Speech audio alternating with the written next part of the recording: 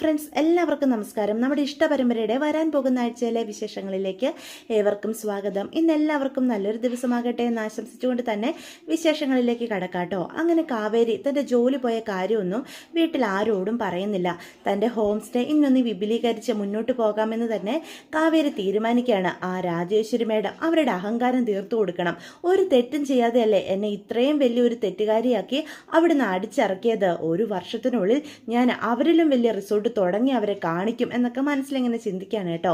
ഇതേ സമയം രാജേശ്വരിക്കും കാവേരിയോട് തീരാത്ത പകയും ദേഷ്യവും ഒക്കെ തോന്നുവാണ്.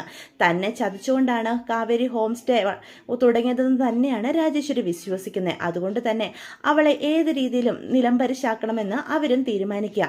അപ്പം അവിടെ വരുന്ന, അതായത് നമ്മുടെ ടീക്കപ്പ് റിസോർട്ടിൽ കുറച്ച് പയ്യന്മാരെ റൂം എടുക്കാനായിട്ട് വരിക. അവരെ കാണുമ്പോൾ തന്നെ അറിയാം വളരെ വൃത്തികെട്ട സ്വഭാവമുള്ള, എല്ലാ മോശ സ്വഭാവ ദൂഷ്യങ്ങളുമുള്ള ചെറുപ്പക്കാരാണെന്ന്. അതുകൊണ്ട് തന്നെ തൻ്റെ റിസോർട്ടിൽ റൂമുകൾ ഇല്ല എന്നും മഹാനദി ഹോം സ്റ്റേ എന്നും പറഞ്ഞിട്ട് ഒരു ഹോം സ്റ്റേ തുടങ്ങിയിട്ടുണ്ട്, അവിടെ റൂമുകൾ കിട്ടുമെന്നും പറഞ്ഞ് അവരെ അങ്ങോട്ട് വഴി തിരിച്ചു വിടുകയാണ് കേട്ടോ. അപ്പം ഇത് കാണുന്ന നിവിൻ വന്ന്, അമ്മ ഇപ്പോൾ ചെയ്തത് ഒട്ടും ശരിയായില്ല. കാവേരിയിലുള്ള ദേഷ്യത്തിന് ഇത്രയും മോശം സ്വഭാവമുള്ള ആണുങ്ങളെ അങ്ങോട്ട് പറഞ്ഞു വിടുക എന്നൊക്കെ പറഞ്ഞാൽ അവരെ സഹായിക്കാൻ ആൺതുണ പോലും അവിടെ ഉണ്ടോ എന്ന് ചോദിക്കുക. അതൊക്കെ അവൾ ചിന്തിക്കണമായിരുന്നു. അവൾക്ക് എന്തൊരു അഹങ്കാരമായിരുന്നു. എന്നെ വെല്ലുവിളിച്ച് ടീക്കപ്പ് റിസോർട്ടിന് മുകളിൽ പുതിയ റിസോർട്ട് പണിയാൻ പോവല്ലേ അവൾ. അതെനിക്കൊന്ന് കാണണം. ഈ രാജേശ്വരി തോൽപ്പിച്ചുകൊണ്ട് അങ്ങനെ ഒരുത്തിയും ഇവിടെ വളർന്നു വരണ്ട എന്ന് പറയണം കേട്ടോ. അപ്പം ഇത് കാണുമ്പം ആസിഫിനും ആകെ എന്തോ പോലെ ആകുവാണേ. അപ്പം നിവിൻ്റെ അടുത്തേക്ക് ആസിഫ് വരുക. ഇനിയിപ്പം എന്ത് ചെയ്യൂടാ എന്ന് ആസിഫ് ചോദിക്കുകയാണ്. എനിക്കറിയില്ല കാവേരി ഇതിനെയൊക്കെ എങ്ങനെ അതിജീവിക്കുമെന്ന്. ആ ചെറുക്കന്മാരെ കാണുമ്പോൾ തന്നെ അറിയാം അത് കാവേരിക്കിട്ടുള്ള എട്ടിൻ്റെ പണിയാണെന്ന്. അവിടെ വേറെയും പെണ്ണുങ്ങളുള്ളതല്ലേ, അവരെയൊക്കെ ഇവർ ഉപദ്രവിക്കാൻ വല്ല ശ്രമിച്ചാൽ എന്ത് ചെയ്യുമെന്ന് ഞാൻ ആലോചിക്കുന്നത്. ഏയ് കുഴപ്പമൊന്നും ഉണ്ടാകില്ലായിരിക്കും എന്ന് ആസിഫ് പറയാണ് കേട്ടോ. ആൻറ്റിക്ക് അവളോട് ഇപ്പം തീരാത്ത ദേഷ്യമായിട്ടുണ്ട്. ഇനിയിപ്പം നിൻ്റെ കാര്യം ഈ ജന്മത്ത് നടക്കുമെന്ന് തോന്നുന്നില്ല. കാവേരിയെ നിൻ്റെ പതിവായിട്ട് ആൻറ്റി ഒരിക്കലും അംഗീകരിക്കാനും പോകുന്നില്ല എന്ന് പറയാം. എൻ്റെ പൊന്നാസി, നീ എൻ്റെ ശവത്തിൽ കുത്തല്ലേടാ. അമ്മയുടെ മനസ്സിൽ ഒരു വിധത്തിൽ അവളെ ഞാൻ കയറ്റിക്കൊണ്ട് വരുമായിരുന്നു, അപ്പോഴാ ഇത് സംഭവിച്ചത് എന്ന് പറയാം. കാവേരി ഒരു തെറ്റും ചെയ്തിട്ടില്ല എന്ന് എനിക്കും അറിയാം. അവരൊരു ഹോം സ്റ്റേ തുടങ്ങി, പക്ഷേ അമ്മ അവളെ വല്ലാതെ തെറ്റിദ്ധരിച്ചിരിക്കുക. ഇവിടെ വരുന്ന ഗസ്റ്റുകളെയൊക്കെ അവൾ അങ്ങോട്ടേക്ക് കൊണ്ടുപോയി അവിടെ ഹോം സ്റ്റേ നടത്തുന്നതെന്നാണ് അമ്മ ധരിച്ചു വെച്ചിരിക്കുന്നത് എന്ന് പറയണം. ഇനി പറഞ്ഞിട്ട് കാര്യമില്ല. നിന്റെ പ്രണയമൊക്കെ ഇതോടുകൂടി അവസാനിച്ചു. നീ ഇനി അതും ചിന്തിച്ച് നടക്കാതെ നിന്റെ കാര്യം നോക്ക് എന്ന് പറഞ്ഞിട്ട് ആസിഫ് അങ്ങോട്ട് പോവാണ് കേട്ടോ. നദി ഹോം സ്റ്റേയിലേക്ക് ആ ചെറുപ്പക്കാരെല്ലാവരും കൂടി എത്തുക. അപ്പോൾ ആ വീടും പരിസരവും ഒക്കെ കാണുമ്പോൾ തന്നെ അവർക്ക് ഇഷ്ടപ്പെടുവാണ്. പെട്ടെന്നാണ് ശാരദയും മക്കളും എല്ലാവരും ഇറങ്ങി വരുന്നത്. അത് കാണുന്ന അവർ വളരെ മോശപ്പെട്ട രീതിയിൽ പരസ്പരം സംസാരിക്കുക. എടാ, ഇതെന്തുകൊണ്ട് നമുക്ക് പറ്റിയ ഇടവായടാ. ഒന്നല്ല 4 കിളികളല്ലേ നിൽക്കുന്നത്. ഇവിടെ തന്നെ എങ്ങനെയല്ലേ തങ്ങി പറ്റണം. നമുക്ക് ഇവിടെ കിടന്ന് അറമാദിക്കാടാ എന്നൊക്കെ പറഞ്ഞ് വളരെ വൃത്തികെട്ട രീതിയിലൊക്കെ അവരിങ്ങനെ സംസാരിക്കുവാണ് കേട്ടോ. അപ്പോൾ അവരുടെ മട്ടും ഭാവവും ഒന്നും ശാരദയ്ക്ക് തീരെ പിടിക്കുന്നില്ല. അപ്പം പെട്ടെന്ന് തൻ്റെ ജോലി കൂടി പോയതുകൊണ്ട് കാവേരി പറയും ഇവിടെ താമസിക്കാൻ റൂമുകൾ അവൈലബിൾ ആണെന്ന് പറയാൻ കേട്ടോ. പക്ഷെ എല്ലാവർക്കും ചെറിയൊരു ഭയമൊക്കെ തോന്നുന്നുണ്ട്. അപ്പോൾ ഗംഗ ചോദിക്കും, കാവേരി ഇവരെ നമുക്ക് താമസിപ്പിക്കണോ എന്ന് ചോദിക്കാം. അപ്പോൾ ശാരദ വന്ന് പറയും, ദേ കണ്ട ആണുങ്ങളെ ഒന്നും ഈ വീട്ടിൽ പിടിച്ച് താമസിക്കാൻ ഞാൻ സമ്മതിക്കില്ല. കുടുംബമായിട്ട് വരുന്നവരാണെങ്കിൽ പിന്നെ പോട്ടേന്ന് വെക്കാം. അതുപോലെയാണോ 3-4 ആണുങ്ങൾ പെണ്ണുങ്ങൾ മാത്രമുള്ള വീട്ടിൽ താമസിപ്പിക്കുന്നേ? ദേ കാവേരി ഇപ്പം തന്നെ അവരെ പറഞ്ഞു വിട്ടോ എന്ന് പറയാം. അമ്മ ഇത് എന്തറിഞ്ഞിട്ടാ? ഹോം സ്റ്റേ എന്ന് പറഞ്ഞാൽ നമ്മുടെ ഇഷ്ടത്തിനുള്ള ആൾക്കാരെ മാത്രം താമസിപ്പിക്കുന്ന സ്ഥലമാണോ? ഇങ്ങനെ പല ആൾക്കാരും വരും. അവർക്കൊക്കെ താമസിക്കാൻ ഇവിടെ സ്ഥലം ഉള്ളതുകൊണ്ടല്ലേ അവരെ കണ്ടറിഞ്ഞ് ഇവിടെ വരുന്നത്. അതുകൊണ്ട് അമ്മയൊന്ന് എതിര് പറയാൻ നിൽക്കണ്ട എന്ന് പറയാം. ദേ പെണ്ണെ, ഇവിടെ 3-4 പെൺകുട്ടികളുള്ളതാ. അങ്ങനെയുള്ള വീട്ടിലേക്ക് ഇവരൊന്നും താമസിപ്പിക്കാൻ ഞാൻ സമ്മതിക്കില്ല എന്ന് ശാരദ വീണ്ടും പറയാം. നിനക്ക് ജീവിത പരിചയം കുറവാ. അതുപോലല്ല ഈ ശാരദ. അവരെയൊക്കെ കണ്ടാൽ തന്നെ അറിയാം അത്ര ശരിയല്ല എന്ന്. എൻ്റെ അമ്മയുടെ ഈ കണ്ണുകൊണ്ട് കാണുമ്പം എല്ലാവരും മോശക്കാരാ. പക്ഷേ വല്ലോ നാട്ടിൽ നിന്ന് വന്ന ആൾക്കാർ ഇവിടെയൊക്കെ എന്ത് പ്രശ്നം വന്ന് ഉണ്ടാക്കാനാ? അവർ ഈ നാട് കണ്ട് എൻജോയ് ചെയ്തിട്ട് മടങ്ങിപ്പോവും. അവർക്കപ്പോൾ താമസിക്കാൻ ഒരു സ്ഥലം അത് മാത്രം നമ്മൾ കൊടുക്കുന്നുള്ളൂ എന്ന് പറയണം. അപ്പം ഗംഗയും വന്ന് ചോദിക്കും, വേണോ കാവേരി? ദേ ചേച്ചി അമ്മയുടെ ഒപ്പം ചേച്ചിയും ഇങ്ങനെ തുള്ളാൻ നിൽക്കരുത്. നമ്മൾ ഇവിടെ വരുന്ന ഗസ്റ്റുകളെയൊക്കെ പറഞ്ഞു വിട്ട് കഴിഞ്ഞാൽ പിന്നെ നമ്മുടെ ഈ ഹോം സ്റ്റേ നടത്തുന്നതുകൊണ്ട് എന്താ ഗുണം? പല ആൾക്കാർ വരും. അവരുടെയൊക്കെ ഐഡൻറ്റിറ്റി നോക്കി വ്യക്തത വരുത്തിയിട്ടല്ലേ നമ്മൾ അവർക്ക് റൂം കൊടുക്കുന്നത്. അല്ലാതെ വെറുതെ ഒന്നും അല്ലല്ലോ. ഒരു പ്രശ്നം ഉണ്ടാവില്ലെന്നേ. ഇങ്ങനെയൊക്കെ തന്നെയാണ് നമുക്ക് മുന്നോട്ട് പോകാൻ പറ്റുള്ളൂ. അല്ലാതെ വരുന്നവരെയൊക്കെ പറഞ്ഞു വിട്ട് കഴിഞ്ഞാൽ നമ്മുടെ ഹോം സ്റ്റേക്ക് ഒരു വളർച്ച ഉണ്ടാവില്ല. നമ്മുടെ സാമ്പത്തിക ബുദ്ധിമുട്ടുകളൊക്കെ ചേച്ചിക്കും അറിയാവുന്നതല്ലേ എന്ന് പറയണം കേട്ടോ. അങ്ങനെ രണ്ടും കൽപ്പിച്ച് അവരവർക്ക് അവിടെ റൂം കൊടുക്കുകയാണ് കേട്ടോ. പക്ഷെ റൂമിലേക്ക് കയറി ചെല്ലുമ്പം ആണുങ്ങളാണ് പറയും, എടാ നമ്മൾ വന്നുപെട്ട സ്ഥലം എന്തായാലും നന്നായിടാ, നമ്മൾ ആഗ്രഹിച്ചതുപോലെ തന്നെ ഒരു സ്ഥലമാണ്, 4 കിളികളല്ലേ നിരന്ന് നിൽക്കുന്നത്, അവരുടെ അമ്മയും അത്ര മോശമൊന്നും അല്ല, അങ്ങനെയൊക്കെയാണ് കേട്ടോ അവർ സംസാരിക്കുന്നത്. ഇന്ന് രാത്രി നമുക്കിവിടെ ഒരു ഉത്സവമാക്കി മാറ്റണം എന്നൊക്കെ അവർ പറയണേ. എന്നിട്ട് അവിടെ റൂമിലിരുന്ന് മദ്യപിക്കുകയും ഒക്കെ ചെയ്യാണ്. അപ്പോൾ രാത്രി കഴിയുമ്പോൾ നമ്മുടെ കാവേരിക്കും ചെറിയ പേടിയൊക്കെ തോന്നുന്നുണ്ട്. കാരണം അവരുടെ നോട്ടവും ഭാവവും ഒന്നും അത്ര ശരിയായിട്ട് തോന്നുന്നുമില്ല. പക്ഷേ അവരെ പറഞ്ഞു വിട്ട് കഴിഞ്ഞാൽ ഇനി ഹോം സ്റ്റേക്ക് ഒരു പേരുദോഷം ആവോ, ആളുകളൊക്കെ ഇനി വരാതിരിക്കുമോ എന്നൊക്കെ ഉള്ള പേടി നന്നായിട്ടുണ്ട്. തൻ്റെ ജോലി കൂടി പോയ സാഹചര്യത്തിൽ തനിക്കിനി നിലനിൽക്കാൻ വേറെ ഒരു വഴിയുമില്ല. അതുകൊണ്ട് ഇത് എങ്ങനെയും മുന്നോട്ട് കൊണ്ടുപോകണം എന്ന് തന്നെയാണ് കാവേരിയുടെ തീരുമാനം. പക്ഷെ രാത്രിയായി കഴിയുമ്പം അവരുടെ മട്ടും ഭാവവും ഒക്കെ മാറുകയാണ്. വളരെ മദ്യപിച്ചിട്ട് അവർ കാവേരിയുടെ ഒക്കെ റൂമിൻ്റെ വാതിൽ വന്ന് മുട്ടുക. അപ്പോൾ പേടിച്ച് വരച്ച് പോയി വാതിൽ തുറക്കും ശാരദ. അന്നേരം പറയും, ഞങ്ങൾക്ക് കുടിക്കാൻ കുറച്ച് വെള്ളം വേണം എന്ന് പറയാൻ കേട്ടോ. അപ്പോൾ ിട്ടുള്ളത് കൊണ്ട് തന്നെ ഭയങ്കര മദ്യത്തിൻ്റെ രൂക്ഷഗന്ധം അടിച്ചു വരികയാണ് അവരുടെ അടുത്തുനിന്ന്. അപ്പോൾ ശാരദയ്ക്ക് അങ്ങ് പേടിയാവുകയാണ്. ഇവിടെ ഇപ്പോൾ വെള്ളമൊന്നുമില്ല, നിങ്ങളുടെ റൂമിൽ വെള്ളമൊക്കെ വെച്ചിട്ടുണ്ടായിരുന്നല്ലോ എന്ന് പറയാൻ കേട്ടോ. അപ്പോൾ പെട്ടെന്ന് ഗംഗ വന്ന് പറയും, വെള്ളവും എല്ലാം അവിടെ ഉണ്ടായിരുന്നല്ലോ, പിന്നെ എന്തിനാ ഇങ്ങോട്ട് വന്നത്, ഗസ്റ്റുകളൊന്നും രാത്രി ഇങ്ങോട്ട് അലൗഡ് അല്ല എന്ന് ഗംഗയും പറയും കേട്ടോ.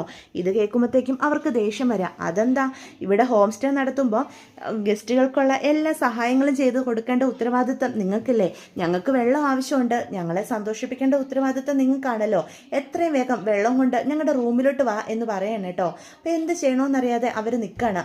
അപ്പം പെട്ടെന്ന് കടന്നു പിടിക്കുകയാണ് കേട്ടോ നമ്മുടെ ഗംഗയെ. എന്നിട്ട് ഗംഗയെ വലിച്ചഴിച്ചുകൊണ്ട് അവരുടെ റൂമിൽ കൊണ്ടേ കിടത്തുകയാണ്. നമ്മുടെ ഗംഗയുടെ ബോധം പോലും പെട്ടെന്ന് നഷ്ടപ്പെട്ടു പോവുക, പേടിച്ച് പാനിക്കായിട്ട്. ഇതേ സമയം ഇതെല്ലാം കണ്ടും കേട്ടും ഞെട്ടിത്തരിച്ച് നിൽക്കുകയാണ് കാവേരിയും ശാരദയും യമുനയും എല്ലാവരും, രാധമ്മ ഉൾപ്പെടെ. അപ്പോൾ ഗംഗേച്ചി എന്നും പറഞ്ഞ് നമ്മുടെ കാവേരി ഓടിപ്പോയി വാതിൽ കൊട്ടു കേട്ടോ. അപ്പോൾ ഈ ബഹളങ്ങളെല്ലാം കാണുന്ന നീള ആകെ പേടിച്ച് വിറക്കുക. പെട്ടെന്ന് ഫോൺ എടുത്ത് ഈ ബഹളങ്ങൾക്കിടയിലും നമ്മുടെ വിനീതിനെ ഫോൺ ചെയ്യുകയാണ് കേട്ടോ. വിനീതേട്ടാ ഓടിവാ, ഇവിടെ പ്രശ്നം, ഇവിടെ വന്ന ആൾക്കാർ ഗംഗേച്ചിയെ ഉപദ്രവിക്കുക, ഓടിവാ എന്ന് പറയണം കേട്ടോ. അപ്പോൾ ഗംഗേച്ചി എന്നുള്ള വാക്കു മാത്രമേ നമ്മുടെ വിനീത് കേൾക്കുന്നുള്ളൂ. ഉറങ്ങുമായിരുന്ന വിനീത് എഴുന്നേറ്റപടി ഓടി സ്നേഹതീരത്തേക്ക് വരികയാണ്. അപ്പം പെട്ടെന്നൊരു സഹായത്തിന് നിവിനെയും കൂടി വിളിക്കും. ഇത്രയും പേരെ ഒതുക്കാനായിട്ട് സാധിച്ചെന്ന് വരത്തില്ല, അതുകൊണ്ട് നിവിനെ വിളിക്കാൻ കേട്ടോ. അപ്പം നിവിനും പെട്ടെന്ന് വിനീതിൻ്റെ കോള് കാണുമ്പോൾ, രാത്രി ഫോൺ വരുന്ന കാണുമ്പോൾ പേടിച്ച് ഫോൺ വിളിക്കാം. അല്ലെങ്കിൽ തന്നെ അമ്മ അവരെ നമ്മുടെ കാവേരിയുടെ ഹോം സ്റ്റേയിലേക്ക് അയച്ചപ്പോൾ തൊട്ട് നിവിൻ ഊണും ഉറക്കവും ഒന്നുമില്ല. ഒരു സമാധാനവും ഇല്ലാതിരുന്ന നിവിനും വിനീതിൻ്റെ ഫോൺ വിളി കേൾക്കുമ്പോൾ തന്നെ എന്താടാ കാര്യം എന്ന് ചോദിക്കാം. അവിടെ എന്തോ പ്രശ്നമുണ്ട് സ്നേഹതീരത്ത്, എന്നെ നിളയെ വിളിച്ചത്, ഓടി വരാൻ പറഞ്ഞു, നീ വേഗം ഒന്ന് വാടാ എന്ന് പറയാണ് കേട്ടോ. അങ്ങനെ അവർ രണ്ടുപേരും കൂടി സ്നേഹതീരത്തേക്ക് ചെല്ലുകയാണ്. അവർ തീരത്തേക്ക് ചെല്ലുമ്പം ഒരു വിധത്തിൽ ഗംഗയെ പൂട്ടിയിട്ടിരുന്ന വാതിൽ തല്ലി തുറന്ന് അവന്മാരെല്ലാം തല്ലി ഒതുക്കാൻ നമ്മുടെ കാവേരി ശ്രമിക്കുന്നുണ്ട്. പക്ഷേ ആണുങ്ങളുടെ കൈക്കരുത്തിന് മുന്നിൽ നമ്മുടെ കാവേരിക്കും അധികം നേരം പിടിച്ചു നിൽക്കാനായിട്ട് സാധിക്കുന്നില്ല. അപ്പോഴത്തേക്ക് ശാരദ പോയി ഗംഗയുടെ മുഖത്ത് വെള്ളമൊക്കെ തളിച്ച് എഴുന്നേൽപ്പിക്കാനായിട്ട് നോക്കുന്നുണ്ട് കേട്ടോ. നിവിനും വിനീതും കൂടി വന്ന് ആ മദ്യപാനികളെല്ലാം അടിച്ചൊതുക്കി അവിടെ നിന്നും വീട്ടിൽ നിന്നും വലിച്ചു പുറത്താക്കാണ് കേട്ടോ. എന്നിട്ട് നമ്മുടെ ശാരദ ഗംഗയുടെ അടുത്തേക്ക് ചെന്ന് വെള്ളമൊക്കെ മുഖത്ത് തളിച്ച് ഒരു വിധത്തിൽ ബോധം വരികയാണ്. അപ്പം ഗംഗയുടെ അവസ്ഥ കാണുന്ന വിനീതിനും നെഞ്ച് തകരുക. അപ്പം വിനീത് അടുത്ത് ചെന്ന് ചോദിക്കും, ഗംഗയെ കുഴപ്പമൊന്നുമില്ലല്ലോ, ആശുപത്രി പോകണോ എന്ന് ചോദിക്കുകയാണ്. അപ്പം ശാരദ പറയും, ഏയ് കുഴപ്പമില്ല, ആശുപത്രിയിലൊന്നും പോകണ്ട മോനെ, ആശുപത്രി പോയി കഴിഞ്ഞാൽ അവരോട് ഞാൻ എന്താ പറയുക എന്ന് ചോദിക്കാം. അപ്പം ഗംഗ അവിടെ നിന്ന് കരയുക. ഗംഗ ആകെ പേടിച്ചു പോയായിരുന്നേ. അപ്പം യമുന നിലയൊക്കെ അടുത്തേക്ക് ചെല്ലുക, ഗംഗേച്ചി എന്നും പറഞ്ഞുകൊണ്ട്. കാവേരി ആകെ സ്തംഭിച്ച് നിൽക്കുകയാണ് കേട്ടോ. അപ്പം ഗംഗ അവരെ നോക്കി പതിയെ ചിരിക്കുന്നുണ്ട്. ഏയ് പേടിക്കണ്ട, ചേച്ചിക്ക് ഒരു കുഴപ്പമില്ല എന്ന് അവരോട് പറയണം കേട്ടോ. അത് കേൾക്കുമ്പോഴാണ് വിനീതനും ശാരദയ്ക്കും ഒക്കെ സമാധാനമാകുന്നത്. അപ്പം പെട്ടെന്ന് ശാരദ ദേഷ്യത്തോടു കൂടി കാവേരിയുടെ അടുത്തേക്ക് ചെല്ലുക. നിനക്കിപ്പോൾ സമാധാനമായോടി, നിന്നോടൊക്കെ എത്ര തവണ ഞാൻ പറഞ്ഞതാ ഇവിടെ ഹോം സ്റ്റേ ഒന്നും തുടങ്ങണ്ടെന്ന്. ഇന്ന് ആ ചെറുക്കന്മാർ വന്നപ്പം ഈ വീട്ടിൽ അവരെ കയറ്റിരുത്തുന്ന 1000 തവണ നിന്നോട് പറഞ്ഞതല്ലേ. ഞാൻ പറയുന്നത് എന്തെങ്കിലും നിന്റെ തലയിലോട്ട് കയറുന്നുണ്ടോ? 3-4 പെൺകുട്ടികൾ മാത്രമുള്ള വീടാ ഇത്, നിങ്ങളുടെ അച്ഛൻ പോലും ഇവിടെ ഇല്ല. എന്തെങ്കിലും ഇവിടെ സംഭവിച്ച എല്ലാ കുറ്റങ്ങളും നാട്ടുകാരെ എന്നെ പറ്റിയായിരിക്കും പറയുക എന്ന് പറയാണ്. നീ ഒരുത്തി കാരണമാണ് ഇന്നിവിടെ ഇതൊക്കെ സംഭവിച്ചത്. നിന്റെ എടുത്തതാട്ടം മര്യാദയ്ക്ക് നിർത്തിക്കോണം എന്ന് പറഞ്ഞ് കാവിരുടെ കവിളത്ത് ഒറ്റ അടി കൊടുക്കുക കൊടുക്കുകയാണ് കേട്ടോ. അത് കാണുമ്പോൾ കാവേരിയാകെ ഒന്നുകൂടെ തകർന്നു പോവുകയാണ്. അപ്പോൾ വിനീത് ഓടി ചെല്ലും. അമ്മ എന്തൊക്കെയാണ് ചെയ്യുന്നത്? അവള് ഇങ്ങനെയൊക്കെ ചെയ്തത് ഈ കുടുംബത്തിൻ്റെ നന്മയ്ക്ക് വേണ്ടിയിട്ടല്ലേ? എന്ത് നന്മ മോനെ, ഇതാണോ നന്മ? ഗംഗയ്ക്ക് എന്തെങ്കിലും സംഭവിച്ചു പോയിരുന്നെങ്കിൽ എന്ത് ചെയ്യുമായിരുന്നു എന്ന് ചോദിക്കാണ്. ഗംഗയ്ക്ക് ഒന്നും പറ്റിയില്ലല്ലോ അമ്മായി എന്ന് വിനീത് പറയാ. അവള് ഇങ്ങനെയൊക്കെ സംഭവിക്കുന്നത് കരുതിയല്ലല്ലോ ഹോം സ്റ്റേ തുടങ്ങിയതൊക്കെ. ഇവിടെ വരുന്ന ആളുകളുടെ സ്വഭാവമൊക്കെ അവൾക്ക് എങ്ങനെ മനസ്സിലാക്കാനാ? ഇവളുടെ ഈ എടുത്തുചാട്ടമാ മോനെ ഇതിനൊക്കെ കാരണം. ഈ പെൺകുട്ടികളെയും എല്ലാം ഇവളായിട്ട് കുത്തിത്തിരിക്കും. ഇവൾ ഓരോ ഐഡിയകളുമായിട്ട് വരും, അവരും അതിനൊപ്പം നിൽക്കും. ഇവക്ക് വലിയ ലോകപരിചയം ഉണ്ടെന്നാ ഇവളുടെ വിചാരം. ഇവളുടെ ഈ എടുത്തുചാട്ടം കാരണം എന്തൊക്കെ പ്രശ്നങ്ങൾ ഇവിടെ ഉണ്ടാകുന്നതെന്ന് അറിയാവോ? കഴിഞ്ഞ ദിവസം ജയബാലേട്ടൻ്റെ വീട്ടിൽ പോയി ജയബാലേട്ടൻ അരവിന്ദേട്ടനെ ചതിച്ചെന്നോ എന്തൊക്കെയോ പറഞ്ഞ് പ്രശ്നം ഉണ്ടാക്കി. ജയബാലേട്ടൻ ആയതുകൊണ്ട് അത് ക്ഷമിച്ച് ഇവിടെ വന്ന് വീണ്ടും സംസാരിച്ചു. വേറെ വല്ലവരും ആയിരുന്നെങ്കിൽ ഇങ്ങനെ ആകുമോ പെരുമാറുന്നത്? ഇപ്പം ദേ ഇവൾ ഒറ്റ ഒരുത്തി കാരണമാണ് ഗംഗയ്ക്ക് ഈ അവസ്ഥ ഉണ്ടായത്. എത്ര തവണ ഞാൻ പറഞ്ഞത് ഇവളോട് ഹോം സ്റ്റേ തുടങ്ങരുതെന്ന്. അതിന് ഞാൻ പറഞ്ഞ വല്ലതും കേൾക്കുമോ? മഹാറാണിക്ക് വിദ്യാഭ്യാസം കൂടിപ്പോയതിൻ്റെ കുഴപ്പമാണ്. എനിക്ക് ലോകപരിചയമൊന്നും ഇല്ലാത്ത പൊട്ടി, അങ്ങനെയാണല്ലോ ഇവൾ പറഞ്ഞു വെച്ചേക്കുന്നത് എന്നൊക്കെ പറയണം. അപ്പം കാവേരി പറയും, അമ്മേ ഞാൻ ഇങ്ങനെയൊക്കെ ഉണ്ടാകുമെന്ന് കരുതിയില്ല. നീ മിണ്ടിപ്പോകരുത്, നീ ഒറ്റ ഒരുത്തി കാരണമാണ് ഇന്നിവിടെ ഇതെല്ലാം ഉണ്ടായത് എന്ന് പറഞ്ഞ് ശാരദ വീണ്ടും ദേഷ്യപ്പെടുക. അപ്പം വിനീത് പറയും, അമ്മായി ഇനി ഒന്നും പറയണ്ട, നടക്കാനുള്ളതൊക്കെ നടന്നു, ഇവിടെ ആർക്കും ഒന്നും സംഭവിച്ചില്ലല്ലോ, ഇനി പരസ്പരം പഴിചാരിയിട്ട് എന്താ ഉണ്ടാകാനാ? എന്നാൽ ഞാൻ ഇറങ്ങട്ടെ എന്നും പറഞ്ഞ് വിനീത് വീട്ടിലേക്ക് പോകാനായിട്ട് തുടങ്ങുക. അപ്പോൾ ചോദിക്കും, മോനെ ഇന്നിനി പോണോ? അത് സാരമില്ല അമ്മായി, ഞാൻ ആരോടും പറയാതെയാണ് പോകുന്നത്, ഇറങ്ങിയേക്കുക. എന്നിട്ട് ഗംഗയെ നോക്കുവാണ് കേട്ടോ. അപ്പോൾ വിനീതിൻ്റെ നോട്ടം താങ്ങാനാകാതെ ഗംഗ തല താഴ്ത്തി നിൽക്കുകയാണേ. വിനീത് അവിടുന്ന് ഇറങ്ങി പോവുക. ഒപ്പം നിവിനും പോവാണ് കേട്ടോ. അപ്പോൾ ശാരദയൊക്കെ നമ്മുടെ കാവേരിയിലുള്ള പെരുമാറ്റമൊക്കെ കാണുന്ന നിവിന് ആകെ സങ്കടം വരിക. തൻ്റെ അമ്മ കാരണമാണല്ലോ കാവേരിക്ക് ഈ അവസ്ഥ ഉണ്ടായത് എന്നുള്ള വേദനയൊക്കെ ഉണ്ടാവുകയാണേ. ഇതേസമയം പിറ്റേ ദിവസം നേരം വെളുത്ത് കഴിയുമ്പോഴും അവിടെ ആരും രാത്രി നടന്ന സംഭവങ്ങളിൽ നിന്നൊന്നും സ്നേഹതീരത്തുള്ളവർ മുക്തയായിട്ടില്ല. ഗംഗ ആകെ ചടഞ്ഞു കൂടിയിരിക്കുക. അപ്പോൾ ശാരദ അടുത്തേക്ക് ചെല്ലും. നീ എന്താ ഇന്നിങ്ങനെ ഇരിക്കുന്നത്? ഇന്നലെ നടന്നത് നടന്നു, ഒന്നും സംഭവിച്ചുമില്ല. അത് ഓർത്തുകൊണ്ടിരുന്ന നിനക്ക് സങ്കടപ്പെട്ടിരിക്കാനേ സമയം കിട്ടൂ. നിനക്ക് തയ്ക്കാനൊന്നും ഇല്ലേ? പോയിരുന്ന് തയ്ച്ചേ എന്ന് പറയാം. അപ്പോഴാണ് നമ്മുടെ കാവേരി അങ്ങോട്ട് വരുന്നത്. ഓ, മഹാറാണി ഇവിടെ ഉണ്ടായിരുന്നോ? കുറേ സമയമായിട്ടും കാണാത്തപ്പം പുതിയ എന്തെങ്കിലും പ്രശ്നം ഉണ്ടാക്കാൻ പോയി കാണുമെന്ന് ഞാൻ കരുതി. അമ്മ എന്തൊക്കെയാ ഈ പറയുന്നതെന്ന് ചോദിക്കുക. നിന്നോട് ഞാൻ പറഞ്ഞു നീ മിണ്ടിപ്പോകരുതെന്ന്. ദയവ് ചെയ്ത് ഇനി ഓരോ പ്രശ്നങ്ങളിൽ പോയി ചാടി ഇവിടെ ഉള്ളവരും കൂടി നീ ബുദ്ധിമുട്ടിക്കരുത് എന്ന് പറയാം. അമ്മേ ഞാൻ എന്ത് ചെയ്തെന്ന് അമ്മ ഈ പറയുന്നത്? എനിക്കറിയാവോ അമ്മ ഇവിടെ വരുന്ന ആൾക്കാരുടെ സ്വഭാവം? ഞാൻ ഇവിടെ ഹോം സ്റ്റേ തുടങ്ങിയത് എനിക്ക് എൻ്റെ സ്വന്തം നേട്ടത്തിനല്ല. നമുക്കെല്ലാവർക്കും മുന്നോട്ട് ജീവിക്കാൻ വരുമാനം വേണ്ടേ? അതിനുവേണ്ടി എല്ലാവർക്കും വേണ്ടിയല്ലേ ഞാനിതെല്ലാം ചെയ്തത്. ഇവിടെ ആൾക്കാർ വരുന്നതൊക്കെ ഏത് നാട്ടിൽ നിന്നുള്ളവരാണെന്ന് എനിക്ക് എങ്ങനെ മനസ്സിലാക്കാനാ എന്ന് ചോദിക്കാം. നിങ്ങളെപ്പോലെ തന്നെ എനിക്കും ഇത് ആദ്യമായിട്ടാണ്. മുന്നേ ബിസിനസ് ചെയ്തൊന്നും എനിക്ക് പരിചയമില്ല. ഞാനും ഇതൊക്കെ ആദ്യം കണ്ടറിഞ്ഞും കേട്ടും ഇപ്പോഴാണ് ഓരോ കാര്യങ്ങളൊക്കെ പഠിക്കുന്നത്. പക്ഷേ അത് വേണ്ടെന്ന് വെക്കാൻ എളുപ്പമോ അമ്മേ? ഇങ്ങനെ ഒന്നും സംഭവിച്ചെന്ന് കരുതി അത് പൂർണ്ണമായിട്ട് നിർത്തണം എന്നൊക്കെ അമ്മ പറഞ്ഞു കഴിഞ്ഞാൽ നമ്മൾ മുന്നോട്ട് എങ്ങനെ ജീവിക്കുമെന്ന് അമ്മ ചിന്തിച്ചിട്ടുണ്ടോ എന്ന് കാവേരി ചോദിക്കുക. അപ്പം കാവേരിയുടെ ചോദ്യങ്ങൾക്കൊന്നും മറുപടി ഇല്ലാതെ ശാരദ നിൽക്കുക. എന്നിട്ട് പറയും, എന്ത് പറഞ്ഞാലും നിനക്കിപ്പോൾ ജോലി ഉണ്ടല്ലോ, ഇവൾ അത്യാവശ്യം തയ്ക്കുന്നുണ്ട്, അതൊക്കെ മതി ഇവിടുത്തെ കാര്യങ്ങൾ കടന്നു പോകാനായിട്ട്. പക്ഷേ ഇനിയും ഹോം സ്റ്റേ എന്ന് പറഞ്ഞ് എവിടെയെങ്കിലും കിടക്കുന്ന ആൾക്കാരെ വിളിച്ച് ഈ വീട്ടിൽ താമസിപ്പിക്കാൻ ഞാൻ സമ്മതിക്കില്ല. ഈ പെൺകുട്ടികൾക്ക് ആർക്കെങ്കിലും എന്തെങ്കിലും പറ്റിക്കഴിഞ്ഞാൽ പിന്നെ ഞാൻ ജീവിച്ചിരിക്കില്ല എന്ന് ശാരദ പറയാണ്. അപ്പം ഗംഗയും യമുനയും ഒക്കെ അമ്മയെ അനുനയിപ്പിക്കാനായിട്ട് ശ്രമിക്കുക. അമ്മേ ഇന്നലെ അങ്ങനെയൊക്കെ സംഭവിച്ചു എന്നും കരുതി ഇനി അങ്ങനെ ഉണ്ടാകില്ല. ഇപ്പം നമുക്കിതൊരു പാഠമായില്ലേ അമ്മേ? എങ്ങനെയുള്ള ആളുകളെ വേണം വീട്ടിൽ കയറ്റി താമസിക്കാമെന്ന് നമ്മൾ പഠിച്ചു കഴിഞ്ഞു. ഇനിയും നമ്മൾ എന്നും കരുതി തുടങ്ങിയ ഒരു സംരംഭം നിർത്താൻ എളുപ്പം അമ്മേ, മുന്നോട്ട് ജീവിക്കാനാ പാട് എന്നൊക്കെ പറഞ്ഞ് ശാരദയെ ഒന്ന് മനസ്സിലാക്കിപ്പിക്കാനായിട്ട് ശ്രമിക്കുകയാണ്. പെട്ടെന്നാണ് ഈ കാര്യങ്ങളൊക്കെ അറിഞ്ഞ് നമ്മുടെ ജയബാലൻ അങ്ങോട്ട് വരുന്നത്. എന്നിട്ട് ചോദിക്കും, എന്തൊക്കെയാണ് ശാരദ ഇവിടെ നടക്കുന്നത് എന്ന് ചോദിക്കുക. അത് പിന്നെ ജയബാലേട്ടാ, അല്ല ഇവിടെ ഹോം സ്റ്റേ തുടങ്ങിയത് എനിക്ക് മനസ്സിലാകും. ജീവിക്കാൻ നിങ്ങൾക്ക് വേറെ മാർഗമില്ലാത്തത് കൊണ്ട് തുടങ്ങിയതാകാം. വീടിന് നല്ല സൗകര്യം ഉണ്ടല്ലോ എന്നും കരുതി ഈ പെൺകുട്ടികൾ മാത്രമുള്ള വീട്ടിലെ ഇങ്ങനെയുള്ള പരിപാടിയൊക്കെ തുടങ്ങിക്കഴിഞ്ഞാൽ നാട്ടുകാർ മറ്റു പലതുമായിരിക്കും പറഞ്ഞു വരുത്തുന്നത്. ഇന്നലെ ഇവിടെ വന്ന പയ്യന്മാരും അങ്ങനെ കരുതി വന്നതായിരിക്കും. പെൺകുട്ടികളെല്ലാം നല്ല വളർന്നു നിൽക്കുന്ന കുട്ടികളുമാണല്ലോ, അതുകൊണ്ട് അവർ മറ്റു പലതുമായിരിക്കും നിങ്ങളിൽ നിന്ന് ആഗ്രഹിക്കുന്നത്. അല്ല ഇവള് പറയുന്നത് കേട്ട് ഇനി തുള്ളാൻ നിന്ന ശാരദയ്ക്കും കുടുംബത്തിനും ഒരു ചീത്തപ്പേരുണ്ടാകുമെന്ന് മാത്രമേ ഇതിൽ നിന്നൊക്കെ ഫലം ഉണ്ടാകൂ, അല്ലാതെ ഒന്നും സംഭവിക്കാൻ പോകുന്നില്ല. ഇതിൽ നിന്നൊക്കെ നേട്ടം ഉണ്ടാക്കണമെങ്കിൽ അതിനകത്ത് കഴിവുള്ളവരായിരിക്കണം എന്ന് പറയണം കേട്ടോ. അപ്പോൾ ഓരോ വാക്കുകളും നമ്മുടെ കാവേരിയെ കുത്തിച്ചു ചിരിച്ചുകൊണ്ടാണ് ജയബാലൻ സംസാരിക്കുന്നത്. ഞാൻ എന്തു പറയാനാ ജയബാലേട്ടാ, ഞാൻ പറയുന്നത് വല്ലതും ഇവിടെ ഉള്ള ആരെങ്കിലും അനുസരിക്കുമോ? നീ മറ്റുള്ള കുട്ടികളെ എന്തിനാ പറയുന്നത്? കാവേരിക്ക് ഇച്ചിരി എടുത്തതാട്ടം കൂടുതലെന്നേ ഞാൻ പറയത്തുള്ളൂ. ഒരു കാര്യത്തെപ്പറ്റി നന്നായിട്ട് പഠിക്കാതെ മറ്റുള്ളവരുടെ അഭിപ്രായം ചോദിക്കാതെ ഇങ്ങനെ ഓരോന്നൊക്കെ എടുത്തു ചാടി നടത്തിക്കഴിഞ്ഞാൽ ഇതൊക്കെ ഉണ്ടാകും. ഞാൻ എന്ത് ചെയ്യാനാ, ഇവൾ ഇങ്ങനെ ആയിപ്പോയി ജയബാലേട്ടാ.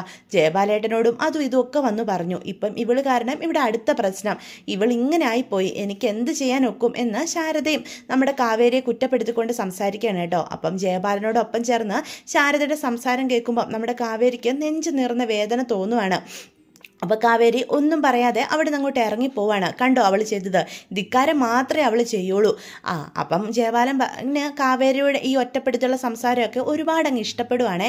ജയബാലൻ പറയും, അതെന്തായാലും കഴിഞ്ഞത് കഴിഞ്ഞു. ഇനിയും ഹോം സ്റ്റേ എന്ന് പറഞ്ഞ് ഇവിടെ കിടന്ന് നിങ്ങളെല്ലാവരും തുള്ളാതെ അത് നിർത്തുന്നതായിരിക്കും നല്ലത്. അല്ല, ഇനിയും ഇങ്ങനെ മുന്നോട്ട് പോയി കഴിഞ്ഞാൽ അരവിന്ദൻ്റെ കുടുംബത്തിന് തന്നെയായിരിക്കും ഒരു പേരുദോഷമേ. എൻ്റെ അരവിന്ദൻ ഇന്നലെ എൻ്റെ സ്വപ്നത്തിൽ വന്ന് പറഞ്ഞു അവൻ്റെ ഭാര്യയും മക്കളും ഓരോ അപകടത്തിൽ വന്ന് ചാടുന്നത് കണ്ടില്ലേ, ഈ ഹോം സ്റ്റേ നിർത്തിക്കാൻ പറയണമെന്ന്. അതുകൊണ്ടാണ് ഞാൻ രാവിലെ തന്നെ ഇങ്ങോട്ട് വന്നത്. ഞാൻ എന്തായാലും ഈ കുടുംബത്തിന് ദോഷം ചെയ്യുന്ന ഒന്നും പ്രവർത്തിക്കില്ലെന്ന് അറിയാമല്ലോ.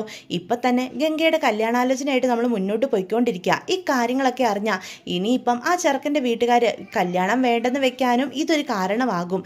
എത്രയും വേഗം ആ ചെറുക്കനുമായിട്ടുള്ള കല്യാണം അങ്ങ് നടത്തിവിടുക. അതാ ഇപ്പം ശാരദയ്ക്ക് ചെയ്യാൻ പറ്റുന്നത് ഏറ്റവും നല്ലൊരു കാര്യം.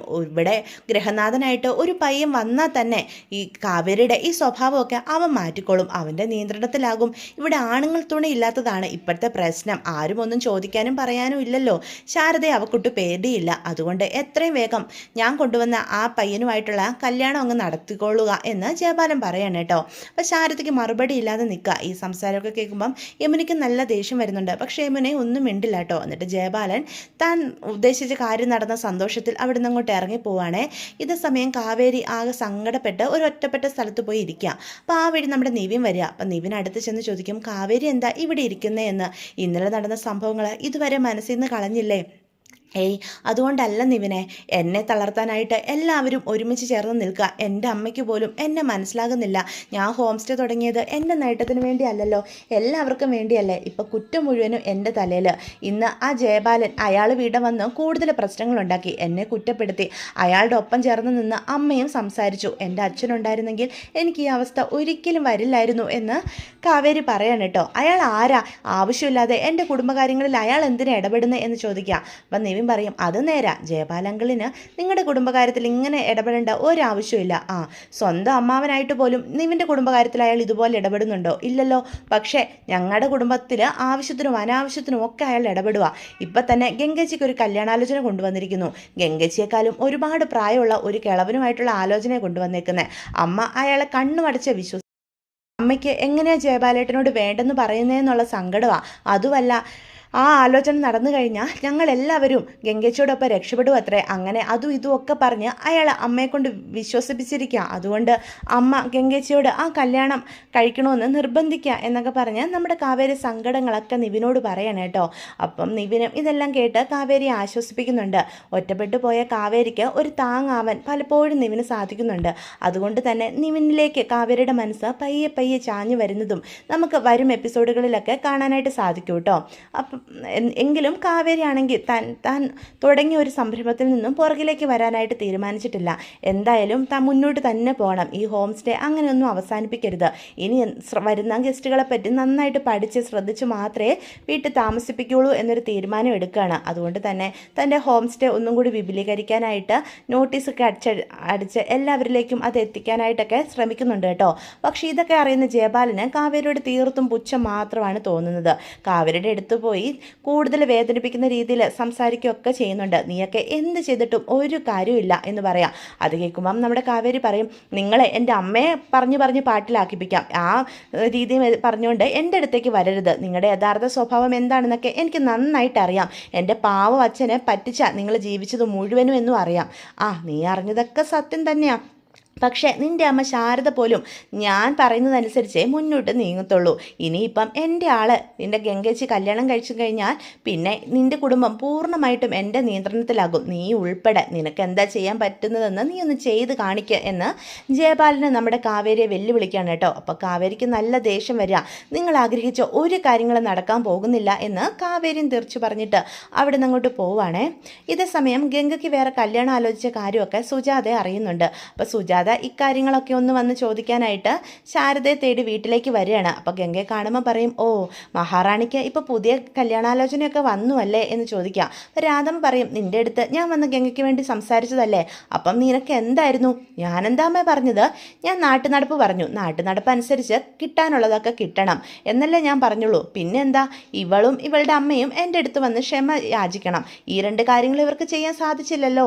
എൻ്റെ മോനെ നല്ല തങ്കം പോലത്തെ പെൺകുട്ടികളെ വേറെ കിട്ടും, അല്ലാതെ ഇവളെയൊന്നും എൻ്റെ മോന് വേണ്ട. അതുകൊണ്ട് തന്നെ ഞാൻ അങ്ങനെ പറഞ്ഞത്. നീ ഇവളുടെ കല്യാണം നടത്തുന്നതിന് ഒരു ദിവസം മുന്നെയെങ്കിലും ഞാൻ എൻ്റെ വിനീതിൻ്റെ കല്യാണം നടത്തി കാണിക്കുവടി എന്ന് ശാരദയെ വെല്ലുവിളിച്ചിട്ടാണ് കേട്ടോ സുജാത പോകുന്നത്. അപ്പം ശാരദയാകെ തകർന്ന് നിൽക്കുകയാണ്. അപ്പം ഇത് കാണുമ്പോൾ രാധമ പറയും, ശാരദ നീ ക്ഷമിക്കുക, അവളുടെ സ്വഭാവം ഇങ്ങനായിപ്പോയി. വിനീതും ഗംഗയുമായിട്ടുള്ള കല്യാണം നടക്കണമെന്ന് ഞാനും ഒരുപാട് ആഗ്രഹിച്ചതാ. എനിക്കറിയാം നിനക്കും അവനെ കൊണ്ട് ഗംഗയെ കല്യാണം കഴിപ്പിക്കുന്നതിൽ ഒരു എതിർപ്പും ഇല്ലെന്ന്. പക്ഷെ സുജാത അവൾ സമ്മതിക്കില്ല എന്ന് പറയാണ് കേട്ടോ. സാരമില്ലമ്മേ, സുജാതയുടെ സ്വഭാവം എനിക്കറിയാലോ, അവൾ എന്തെങ്കിലും പറഞ്ഞിട്ട് പോട്ടെ എന്ന് അപ്പം നമ്മുടെ ശാരദയും പറയുവാണേ. ഇതേ സമയം ജയപാലൻ എത്രയും വേഗം ഗംഗയുടെ കല്യാണം നടത്താനായിട്ടുള്ള മുന്നൊരുക്കത്തിലൊക്കെ ആണ് കേട്ടോ. വേഗം തന്നെ നിശ്ചയം നടത്തി ഗംഗയെ തൻ്റെ വലയിലാക്കണം. ഇത് മാത്രമാണ് ജയപാലൻ്റെ ലക്ഷ്യം. ഇതേ സമയം എങ്ങനെയെങ്കിലും നമ്മുടെ ഗംഗയുടെ കല്യാണം മുടക്കാനായിട്ട് വിനീതിനോട് ഗംഗ പോയി സംസാരിക്കുന്നുണ്ട്. അപ്പം വിനീത് പറയും, ഗംഗ ഒരു എതിർപ്പ് പറഞ്ഞാലല്ലേ കാവേരി എനിക്ക് എന്തെങ്കിലും ചെയ്യാനായിട്ട് സാധിക്കുമോ? നിനക്കറിയാലോ, ഗംഗയല്ലാതെ മറ്റൊരാളെ ഈ ജന്മത്തിൽ എനിക്ക് ഭാര്യയായിട്ട് കാണാൻ പറ്റില്ല.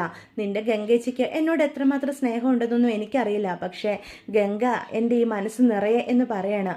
അപ്പം പെട്ടെന്ന് കാവേരി പറയും, വിനീതേട്ടാ, അമ്മ ഒറ്റ ഒരുത്തി കാരണമാണ് ഗംഗേച്ചി ഈ കല്യാണത്തിന് ഇഷ്ടമില്ലെങ്കിലും ഒന്നും പറയാതെ അമ്മ പറയുന്നതനുസരിച്ച് നിൽക്കുന്നത്. അല്ലാതെ ഗംഗേച്ചിക്ക് ഒട്ടും താല്പര്യമില്ല. എനിക്കറിയാം വിനീതേട്ടനോട് ഗംഗേച്ചിക്ക് ഒരു താല്പര്യമൊക്കെ തോന്നി തുടങ്ങിയതുവാ എന്ന് പറയാണ്. അതിൻ്റെ കൂടെ അപ്പച്ചിക്കും വിനീതേട്ടനുമായിട്ടുള്ള കല്യാണത്തിന് എതിർപ്പല്ലേ, അതുകൊണ്ടൊക്കെയാണ് എത്രയും വേഗം ഈ കല്യാണം നടത്തണമെന്ന് അമ്മയും ശ്രമിക്കുന്നത്. പിന്നെ ആ ജയപാലൻ, അയാളും അമ്മയുടെ കൂടെ തന്നെ ഉണ്ട്. അയാൾ ഓരോന്നുമൊക്കെ അമ്മയുടെ ചെവി പറഞ്ഞു കൊടുക്കും. അമ്മ അതെല്ലാം വിശ്വസിച്ചിരിക്കുക എന്ന് പറയാണ് കേട്ടോ. എന്തായാലും വിനീതേട്ടൻ ഗംഗേച്ചിയോടൊന്ന് സംസാരിക്കണം. നിങ്ങൾ തമ്മിൽ മനസ്സ് തുറന്ന് സംസാരിച്ചൊരു തീരുമാനത്തിൽ എത്തണം. നിങ്ങളുടെ രണ്ടുപേരുടെയും ജീവിതം അല്ല നശിച്ചു പോകും എന്ന് കാവേരി പറയണം. ഇതനുസരിച്ച് നമ്മുടെ വിനീത് ഗംഗയെ വഴിയിൽ വെച്ച് കണ്ട് സംസാരിക്കുന്നൊക്കെ ഉണ്ട്. അപ്പം ഗംഗയ്ക്കാണെങ്കിൽ വിനീതിൻ്റെ മുഖത്ത് നോക്കാൻ പോലും സാധിക്കുന്നില്ല.